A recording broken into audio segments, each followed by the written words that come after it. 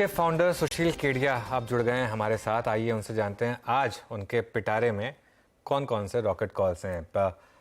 सुशील, good morning. Good morning. मैं शुरुआत एक कॉल के साथ करूंगा जो आपने दी थी, उसको रिविजिट करूंगा। बॉम्बे स्टॉक एक्सचेंज जो 450 पर था, पिछली बार जब मैंने आपसे पूछा था तो आपने कहा था कि आपके सौदे पे मैं नज़र ना लगाऊं और बायबैक प्राइस से ऊपर ही बेचेंगे, उससे नीचे नहीं बेचेंगे। ऑलमोस्ट आ गए हैं हम उस प्राइस पर। 822, 823 इस समय बॉम्बे स्टॉक एक्सचेंज। पहले तो इस पर अपडेट हो जाए। तो देखिए अनुज, ये लास्ट अपनी जब बात हुई थी तो ये पीली लाइन से ट्रायंगुलर ब्रेकआउट हो रहा था। मैं आशा कर रहा हूँ मेरी ये चार्ट दिख रही है आपकी स्क्रीन पर, और उसका प्रोजेक्शन आ रहा था करीब करीब 860-65। तो अब यहाँ पे ये जो बातें बची है सिमेंटिक्स की बची हैं। देखिए, नई एंट्रीज तो अब कोई इस भाव में हो नहीं सकती, तो जिन्हें नया लेना हो उनको पुल बैक्स का वेट करना पड़ेगा। अब दो तीन तरह के अलग अलग पार्टिसिपेंट्स मार्केट में अलग काम कर सकते हैं। जिनको रोज कमाना खाना है, जिनको रोज एफआईआई के नंबर्स देखने हैं, रोज सट्टा करना है, तो उनके लिए तो बॉम्बे स्टॉक एक्सचेंज ओवरबॉट हो रहा है। ठीक है। और जिनको बिजनेस की समझ है, जिनको लार्जर अंडरलाइंग ट्रेंड की समझ है, जिस तरह से इनका डेरिवेटिव्स बिजनेस टेक ऑफ कर रहा है, जिस तरह से अभी भी एनएससी और बीएससी के बीच में वैल्यूएशन में एक्सट्रीम डिफरेंशियल है, और जितनी बड़ी इस चार्ट में अभी भी अगले 6-8 महीने के अंतराल में जगह है, तो पहले तो मैं ये प्रायर ऑल टाइम हाई 1037 टूटने के बाद 1200 तक की बात करूंगा। और हो सकता है 1200 आने के बाद हमारा कॉल 2100 भी हो जाएगा तो बड़ी बात नहीं है, तो वो हो गई लॉन्ग टर्म की बात। पर वो 2100 के लिए अभी चढ़ के लेने का नहीं है, बहुत ज्यादा ओवरबॉट हो गया अब काउंटर। अब यहाँ से इसमें जो भी अब ट्रेडिंग के हिचकोले जिन्हें लेने हैं लेंगे।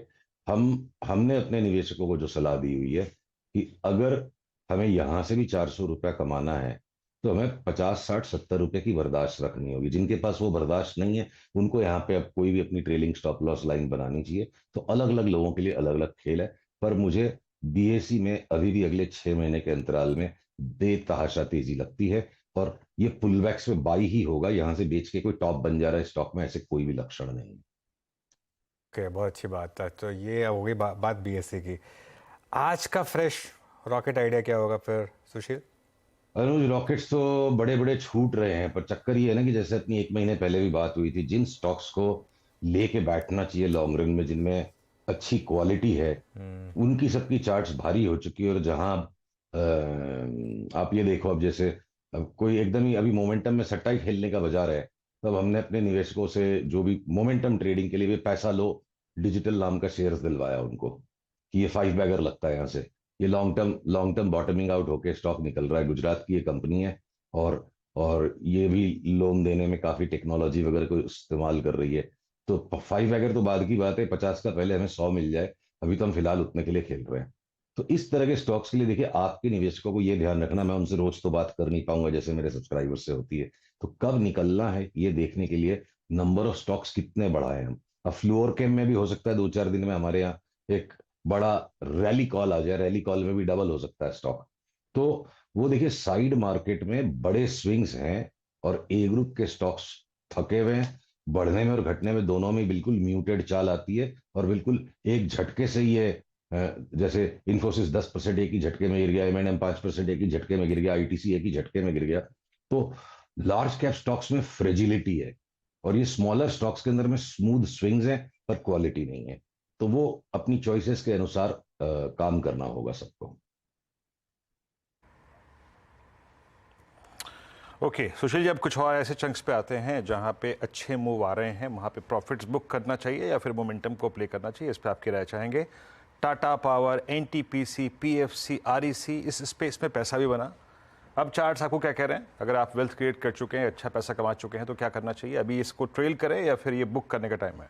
देखिए, टाटा पावर की चार्ट एक अलग फ्लेवर की चार्ट है, और बाकी के जो तीनों आपने जो नाम लिए हम उन पे भी आएंगे। टाटा पावर तो अब ब्रेकआउट देता जा रहा है, यहां से इसमें मोमेंटम जनरेट हो रहा है। ठीक है। तो इस मोमेंटम के साथ आपको ट्रेलिंग स्टॉप्स जो भी लगाकर यहाँ सस्टेन करना चाहिए। कॉन्ट्रेरियन होके कोई टाटा पावर को बेच देने की अभी तो घाई मत कीजिए, और जगह लगती है। पर बाकी आपके जो एनटीपीसी, और आपने दोनों से कौन से नाम बोले, एनटीपीसी वगैरह ये स्टॉक्स की ये जो धुरी बन चुकी है, इसके अंदर में अब आप यहाँ से कुछ भी एंट्री नहीं कर सकते। ये जिस तरह से एक्सट्रीम पोलारिटी से चल रहा है, तो आपको बस अपना ट्रेलिंग स्टॉप लॉस लगाना होगा जो ट्रेडिंग कर रहे हैं। और नई कोई को बाइंग सोचनी भी है तो वो वापस 197 के प्रीवियस रेजिस्टेंस तक ये नहीं आए तो देखना होगा। ये एकदम हीट में आ गए स्टॉक। अब पीएफसी, आपने एक नाम और कहा मुझे, उसकी चार्ट भी हम खोल लेते हैं। तो ये देखिए एक्सट्रीम ओवरबॉट है यहाँ पे। पीएफसी की चार्ट लगता है सबसे ज्यादा परिपक्व है।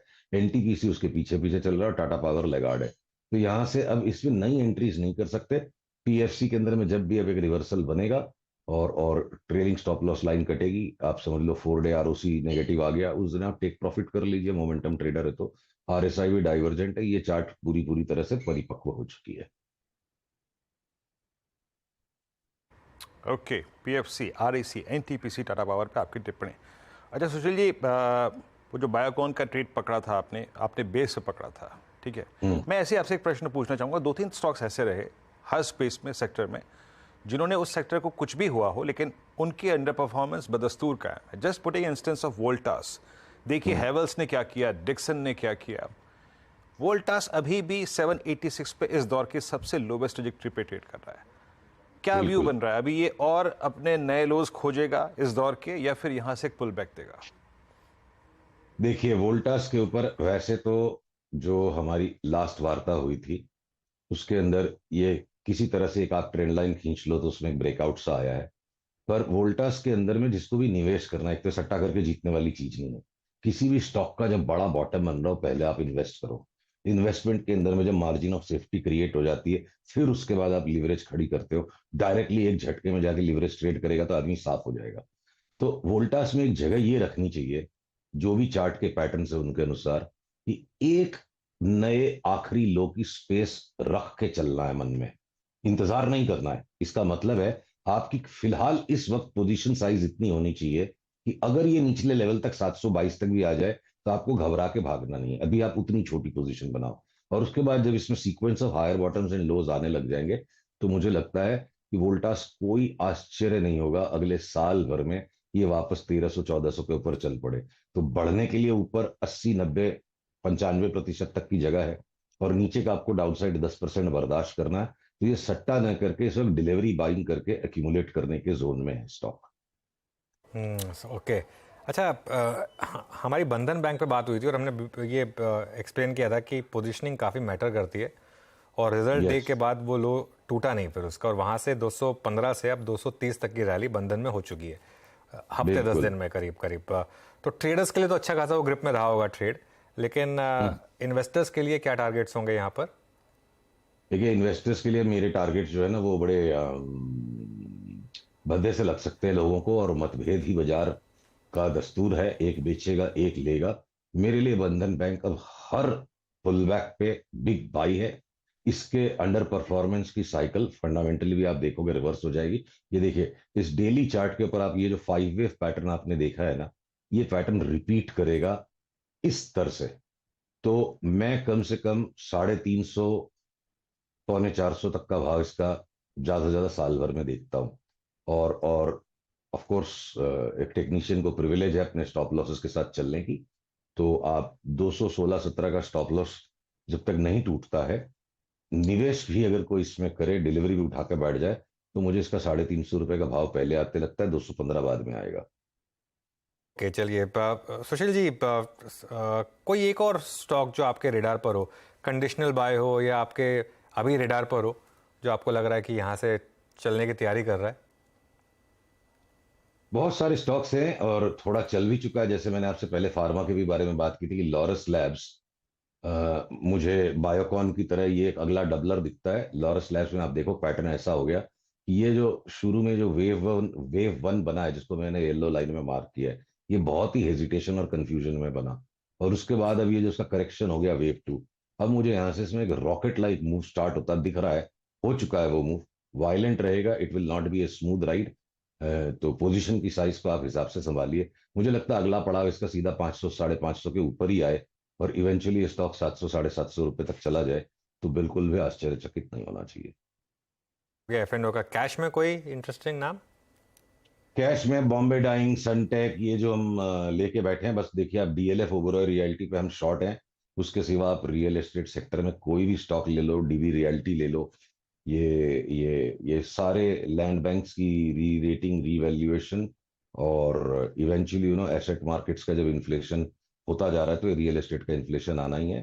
तो आप रियल एस्टेट का कोई भी स्टॉक ले लो, मुझे लगता है सब के सब काफी बड़ा मूव दे देंगे यहाँ से।